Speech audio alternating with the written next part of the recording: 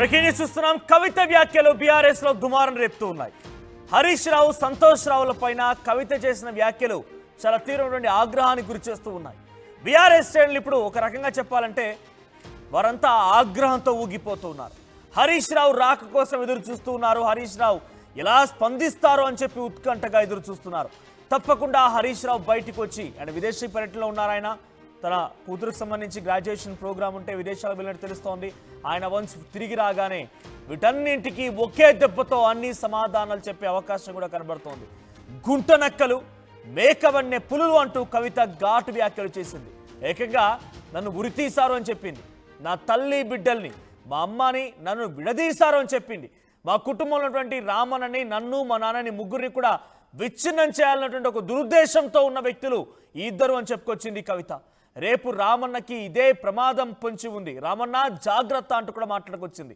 మన కుటుంబాన్ని విచ్ఛిన్నం చేసింది బీఆర్ఎస్ లాక్కుని వారంతా కూడా తమ ఎజెండాని, వాళ్ళ యొక్క ఆధిపత్యాన్ని చెలాయించాలనేటువంటి దుర్మార్గులు ఈ రకంగా చేస్తున్నారని చెప్పి కవిత మాట్లాడారు. నాన్న, అన్న, హరీష్, సంతోష్తో జాగ్రత్త అంటూ కూడా తను ఒక రకంగా వారిద్దరికి సూచన కూడా చేసినట్టుగా తను మాట్లాడుకొచ్చారు. కవిత వ్యాఖ్యలపైన హరీష్ రావు కూడా చాలా సీరియస్గా ఉన్నారట. వన్స్ బ్యాక్ టు ఇండియా, ఆయన ఇండియాకి రాగానే తెలంగాణలో ఎంట్రీ ఇవ్వగానే ఫస్ట్ ఆయన చేసేటువంటి కార్యక్రమం కవిత మాట్లాడిన మాటలన్నింటి కూడా సమాధానం చెప్పడమే.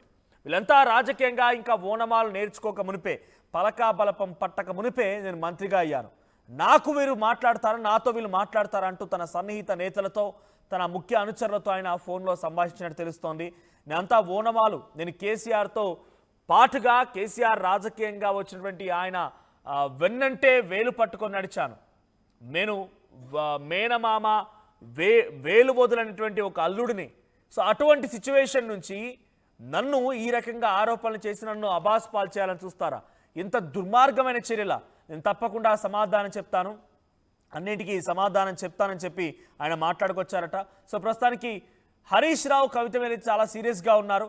అంతర్గతంగా అటు పార్టీలో కూడా పెద్ద ఎత్తున ఒక చర్చ ఏంటంటే, ఫోన్ ట్యాపింగ్ విషయంలో హరీష్ రావుపై ఆరోపణలు వచ్చాయి. కేటీఆర్ పైన కూడా ఫోన్ ట్యాపింగ్ విషయాలు అనేక రకాల ఆరోపణలు వచ్చాయి. ఇప్పటివరకు నేను చెప్పింది కేవలం రాజకీయ కథా చిత్రం మాత్రమే. రేపు కుటుంబ కథా చిత్రాన్ని కూడా బయట పెడతానని చెప్పి చివరిగా కంక్లూజన్లో కవిత చెప్పి మీడియా సమావేశాన్ని ముగిస్తే, మరి రేపటి నుంచి ఎటువంటి విషయాలు చెప్తోంది? ఈ ఫోన్ ట్యాపింగ్ నిజమేనా? హీరోయిన్ల ఫోన్ ట్యాపింగ్ చేసి నిజమేనా? హరీష్ రావు పలువురు రాజకీయ నేతల ఫోన్లు ట్యాపింగ్ చేసి నిజమేనా? ఈ ట్యాపింగ్ల పైన ఇంకా ఎటువంటి అంశాలను కవిత బయట పెడుతుందో కొంత ఆందోళన కలిగిస్తోంది బీఆర్ఎస్ పార్టీలో కూడా. బీఆర్ఎస్ పార్టీ కూడా చాలా ఉత్కంఠగా ఎదురు చూస్తోంది కవిత ఇంకా రాను రోజులు ఏం మాట్లాడబోతున్నారు అనేది. ఒకసారి హరీష్ రావుపై కవిత వ్యాఖ్యలను చూద్దాం. ఏం కాంట్రిబ్యూషన్ లేదన్నది, ఓన్లీ హరీష్ అన్నది సొంతన్నదే ఉన్నదా కాంట్రిబ్యూషన్? వీళ్ళు మేకవన్నే పులులు నాన్న, వీళ్ళు మీ ముంగట నటిస్తారు అంతే. బయట వాళ్ళ నిజస్వరూపం వేరేలాగా ఉంటుంది. యాజ్ అ డాటర్గా రిక్వెస్ట్ చేస్తున్నా, ఒకసారి ఆలోచన చేయండి వాళ్ళ గురించి. నాకేమొద్దు, నన్ను పార్టీలోకి వెళ్ళి సస్పెండ్ చేసి నో ప్రాబ్లం, కానీ వాళ్ళని పార్టీలో ఉంచుకుంటే పార్టీ ఎట్లుంటుంది అన్నది మీరు ఆలోచన చేసుకోండి. ఇక అల్టిమేట్గా నేను చెప్పదలుచుకున్నది ఒకటే,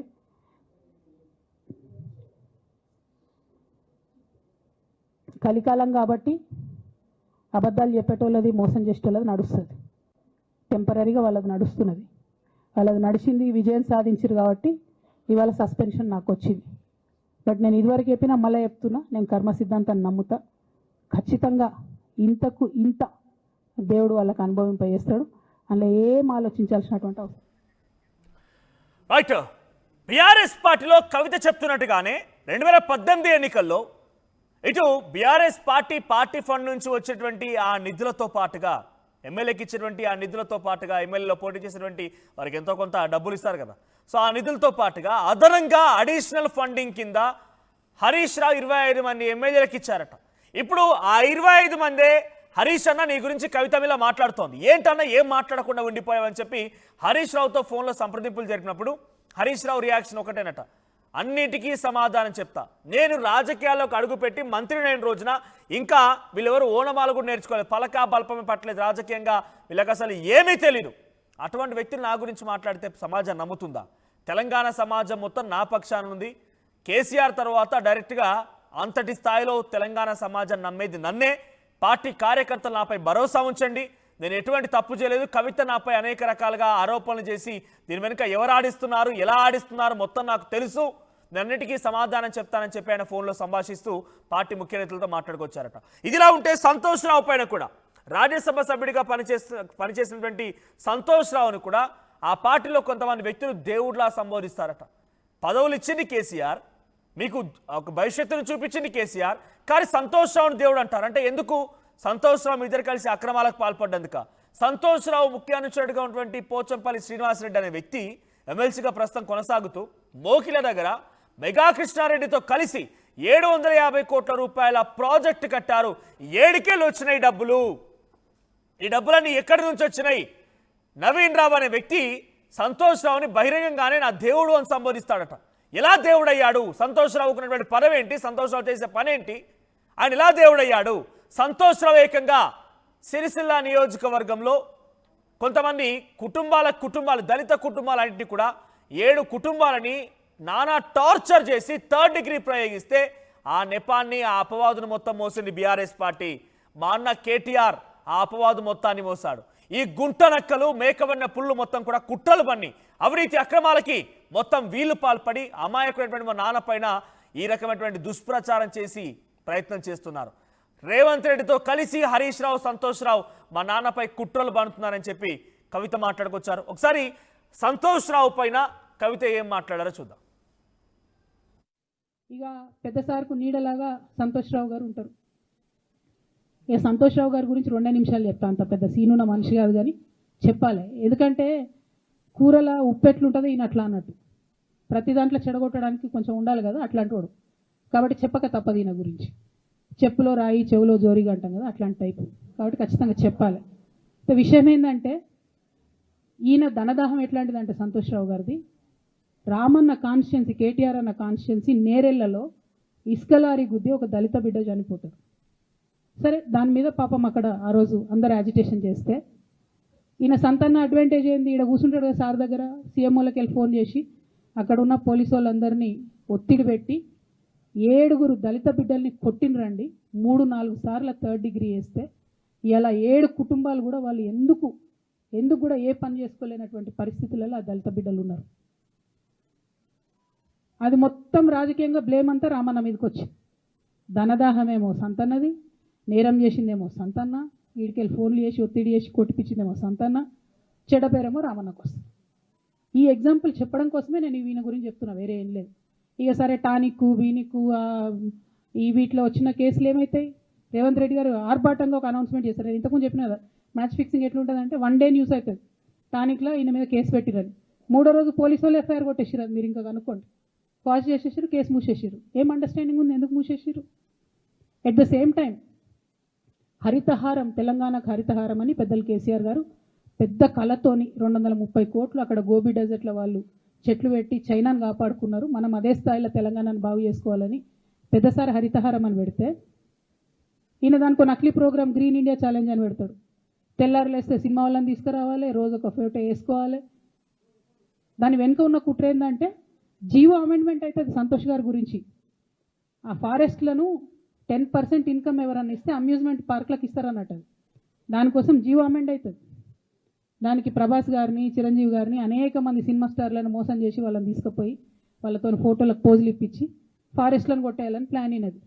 అంటే ఒక పక్క సంతోష్ రావు గ్యాంగు, ఇంకో పక్క హరీష్ రావు గ్యాంగు 100కు 100% రేవంత్ రెడ్డి గారితో, ఇక్కడున్న కాంగ్రెస్ ప్రభుత్వంతో, అవసరమైన సందర్భంలో పైనున్న బీజేపీతోని వాళ్ళు కోఆర్డినేషన్లో ఉండి బీఆర్ఎస్ పార్టీకి జలగల్లాగా పట్టి పీడుస్తున్నారు. నిరంతరం బీఆర్ఎస్ పార్టీకి నష్టం చేస్తారు. ఒకవైపు అప్పటి ముఖ్యమంత్రి కేసీఆర్ గారేమో హరితహారం పేరిట కార్యక్రమాన్ని చేస్తే ఈయన గ్రీన్ ఇండియా ఛాలెంజ్ చేశారు. రోజో సినిమా వాళ్ళని బట్టుకు రావాలి, హీరోయిన్ బట్టుకు రావాలి, చెట్టు పెట్టాలి, ఫోటో తీసుకోవాలి, పబ్లిసిటీ చేయాలి. ధనదాహంతో వీరిద్దరు కూడా ధనదాహంతో రెచ్చిపోయారని చెప్పి కవిత సంబోధించారు. సంతోష్ రావు తెలిసి బయటకు వచ్చి పెద్దగా మాట్లాడకపోవచ్చు, వీటికి ఎక్కడ కూడా రెస్పాండ్ అవ్వకపోవచ్చు, కానీ డెఫినెట్గా హరీష్ రావు అయితే అంతకంతకు సమాధానం చెప్తారని మాత్రం చాలా స్పష్టంగా ఆ పార్టీ నాయకుల నుంచి వస్తున్నటువంటి సమాచారం. సో ముఖ్య నాయకులు, ముఖ్య అనుచరులు, పార్టీలో తన నమ్ముకున్న ఎమ్మెల్యేలంతా కూడా ఇప్పుడు కవిత పైన ఆగ్రహంతో రగిలిపోతూ ఉన్నారు. ధనదాహం, గుంట నక్కలు ఇటువంటి వ్యాఖ్యలను ఉపయోగించింది హరీష్ రావు సంతోష్ రావుల పైన. ఏకంగా చాలా తప్పులు చేస్తే తప్పులన్నింటి కూడా మోసింది కేసీఆర్ గారు, కేటీఆర్ గారు మేమైతే ధనదాహంతో ధనాన్ని సంపాదించుకుని మాత్రం వీళ్ళని చెప్పి సంతోష్ హరీష్ రావుల పైన ఆగ్రహంతో రగిలిపోయింది కవిత.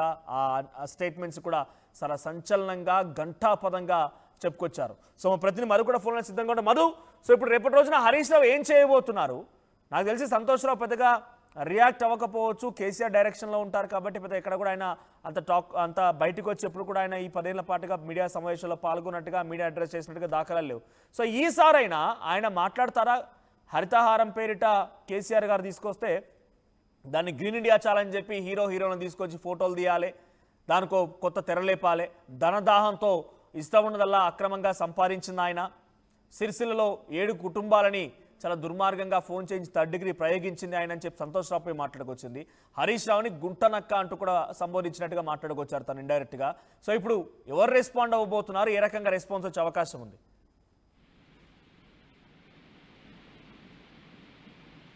రైట్ మధు, మనోజ్, అయితే రెస్పాండ్ ఎలా అవ్వబోతున్నారు? హరీష్ రావు, సంతోష్ రావు రియాక్షన్ ఏముండబోతోంది? విదేశాల్లో ఉన్నారు. కూతురు గ్రాడ్యుయేషన్ సంబంధించినటువంటి జాయినింగ్ సందర్భంగా విదేశాలకు వెళ్లారు హరీష్ రావు. మొన్న అసెంబ్లీ అయిపోయిన తర్వాత అర్ధరాత్రి తర్వాత అదే రోజు వెళ్లారు 4 రోజుల పర్యటన కోసం. ఈ రోజు సాయంత్రం ఏంటంటే రేపు ఉదయానికి రీచ్ ఉన్నట్టుగా తెలుస్తా ఉంది. ఇంకా పూర్తి సమాచారం రావాలి హరీష్ రావు ఎప్పుడు హైదరాబాద్ రీచ్ అవుతారని. రీచ్ అయిన వెంటనే ఖచ్చితంగా కవిత వ్యాఖ్యలపైన రెస్పాండ్ కావాల్సినటువంటి సిచ్యువేషన్ తప్పని పరిస్థితి ఏర్పడింది. మీడియా సమావేశం ద్వారానో లేదంటే ప్రెస్ నోట్ ద్వారానో రెస్పాండ్ అవ్వాల్సినటువంటి అవసరం ఉంది. ప్రెస్ నోటో ట్వీటో అయితే అక్కడి నుంచి చేసేవారు. ఆయన డైరెక్ట్ గానే వచ్చి మీడియా ద్వారా సమావేశం ఏర్పాటు చేసి చెప్పారన్నట్టుగా తెలుస్తా ఉంది. చేసినటువంటి అన్ని ఆరోపణలపైన డైరెక్ట్ గా కవిత బయటకు పోవడానికి కుట్ర చేసింది హరీష్ రావు అనేటువంటిది కవిత చెప్తా ఉంది. సంతోష్ రావు వీళ్ళంతా అవినీతి చేశారు అని చెప్తున్నారు. సిబిఐ కేసుకు సంబంధించినటువంటి విషయంలో మొదట నన్ను బయటకు పంపారు, తర్వాత రామన్నను బయటకు పంపుతారు అనేటువంటి స్టేట్మెంట్ చేశారు. ఫ్యూచర్ లో మా కుటుంబానికి మొత్తాన్ని విచ్ఛిన్నం చేసే కుట్ర జరుగుతోంది, ఒక పెద్ద ప్రమాదం పొంచి ఉందంటూ మాట్లాడారు. ఆమె మొత్తం సంబంధించినటువంటి మీడియా సమావేశంలో హరీష్ రావు, సంతోష్ ఇద్దరిని ఎక్కువగా టార్గెట్ చేశారు. దాంట్లో ప్రధాన సూత్రధారి, కుట్రదారు హరీష్ రావే. వ్యక్తిగతంగా నా పైన ప్రచారం చేయించారు, నాకు నా మీద విష ప్రచారం చేయించారు. నా వరకు చేస్తే ఊరుకున్నాను, కానీ ఈరోజు పార్టీయే లేకుండా పార్టీని చేజెక్కించుకోవాలనేటువంటి కుట్ర చేస్తా ఉన్నారు. ఉన్నటువంటి వారిపైన ఏదో రకంగా కుట్ర చేసి వారిని ట్రబుల్ ఆయనే క్రియేట్ చేస్తారు, దాన్ని సాల్వ్ చేసినట్టు కూడా ఆయనే నటిస్తారనేటువంటి స్టేట్మెంట్ చేశారు. చాలా బిగ్గెస్ట్ స్టేట్మెంట్ చేశారు ఎమ్మెల్సీ కవిత. కాబట్టి తప్పని పరిస్థితుల్లో హరీష్ రావు అండ్ టీం వాళ్ళు ఖచ్చితంగా మీడియా ముందుకు వచ్చేటువంటి అవకాశం ఉంది.